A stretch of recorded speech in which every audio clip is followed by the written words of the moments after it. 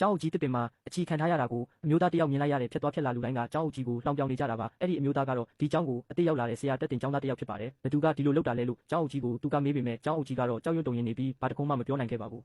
သူ့ကိုစိတ်ငြိမ်သွားစေဖို့အမျိုးသားကပါတစ်ချက်ရိုက်လိုက်ပါတယ်အဲ့ဒီခါမှာကျောင်းမှာနားမထောင်တဲ့ကျောင်းသားတယောက်ရှိကြောင်းကျောင်းအုပ်ကြီးကပြောပြပါတယ်သူကအရန်ထောင်လာပြီးအနိုင်ကျင့်တတ်သူဖြစ်လို့ဘသူမှမရှုပ်ရဲကြပါဘူးအဲ့ဒီကျောင်းသားကအရန်ကြောက်ဖို့ကောင်းတာကြောင့်ကျောင်းကနေထွက်သွားဖို့လဲကျောင်းအုပ်ကြီးကသူ့ကိုအကြံပေးပါတယ်ဒါပေမဲ့ဒါကိုကြားတော့အမျိုးသားကရေမောလိုက်ပြီးဘာမှဂရုမစိုက်ပဲအဲ့ဒီကျောင်းသားရှိရာအတန်းထဲကိုတန်းတန်းမတ်မတ်လျှောက်သွားပါတော့တယ်ဒါပေမဲ့ဒီမျိုးသားရဲ့တကယ်အရှိန်အဝါကိုဘယ်သူမှမသိကြပါဘူးတကယ်တော့သူဟာဩဇာအာဏာကြီးမားဆုံးဂိုင်းချုပ်တစ်ယောက်ဖြစ်ပြီးနိုင်ငံအဆင့်ချမ်းသာတဲ့သူတွေတောင်သူ့ကိုကြောက်ရကြပါတယ်မကြခင်မှာပဲအမျိုးသားဟာအတန်းထဲကိုရောက်သွားပါတယ်အတန်းထဲကတယောက်မှစကားမပြောရဲကြပါဘူးကျောင်းအုပ်ကြီးကိုတစ်ပင်မှာဘယ်သူချီထားတာလဲလို့သူကမေးလိုက်ပါတယ်အဲ့ဒီအချိန်မှာပဲလူမိုက်အုပ်စုတစုကဆိုဖာတစ်ခုကိုတဲပြီးအခန်းထဲကိုဝန်းကနေဝင်လာကြပါတယ်အတန်းထဲကပိုးလို့တောင်တိတ်ဆိတ်သွားပါတယ်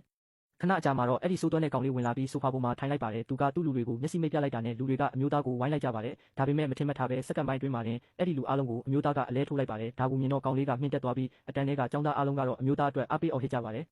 ကောင်လေးကအရှုံးမပေးပဲကစားပွဲကအခုမှစတာလို့ပြောလိုက်ပါတယ်သူနဲ့စိန်ခေါ်ပွဲကိုရင်ဆိုင်ရဲလားလို့မေးတဲ့အခါအမျိုးသားကလည်းအတင်ပဲလို့ပြက်ပြက်တသားပြန်ပြောလိုက်ပါတယ်ကောင်လေးကအခန်းထဲကထွက်သွားမယ့်အချိန်မှာအမျိုးသားကကြောက်တင်ပုံဖြတ်ကိုကောက်ကင်ပြီးတကားစီကိုလွှမ်းပစ်လိုက်ပါတယ်အဲ့ဒီကြောက်တင်ပုံဖြတ်ဟာတစ်သားတကားလေးကိုတက်တက်ကြီးစိုက်ဝင်သွားပါတယ်ဒီလိုအရှိန်အဝါကြောင့်နောက်လာမယ့်ပြန်ပွဲကိုလူတိုင်းကစိတ်လှုပ်ရှားစွာစောင့်မျှော်နေကြပါတော့တယ်နောက်တော့သူတို့နှစ်ယောက်ဘီလီရက်ခုံစီကိုတွားကြပါတယ်ကောင်လေးကဘီလီရက်တံကိုယူပြီးတစ်လုံးပြီးတစ်လုံးကျင်းထဲဝင်အောင်ထိုးပြနေပေမဲ့အမျိုးသားကတော့ပြုံးပြီးလက်ခုပ်တီးပေးနေပါတယ်မကြခင်မှာပဲအမျိုးသားလက်ရောက်လာပါတယ်သူကဘီလီရက်တံကိုကင်ပြီးပြစ်မှတ်ထားလိုက်ပေမဲ့ဘောလုံးကနည်းနည်းလေးပဲလိမ့်သွားပြီးရက်သွားပါတယ်ဒါကိုမြင်တော့ကောင်လေးကအာရပါရရေမောလိုက်ပြီးចောင်းသားတွေကလည်းစိတ်ပြတ်သွားကြပါတယ်ဂိမ်းကဆက်သွားနေပါတယ်ကောင်လေးကသူ့ပဲနိုင်တော့မယ်လို့ထင်နေပြီးယုံကြည်ချက်ပြည့်နဲ့ထိုးလိုက်ပေမဲ့နောက်ဆုံးမှလွဲသွားပါတယ်ကြံနေတဲ့နောက်ဆုံးဘောလုံးအနှဲငယ်ကအနိုင်ရှုံးကိုအဆုံးဖြတ်ပေးမှာပါအမျိုးသားကအသက်ပြင်းပြင်းရှူပြီးဘောလုံးကိုပြစ်မှတ်ထားလိုက်ပါတယ်လူတိုင်းကသူ့အတွက်ဆူတောင်းပေးနေကြပါတယ်နောက်ထပ်ဘာဆက်ဖြစ်မလဲဆိုတာသိချင်ပါသလား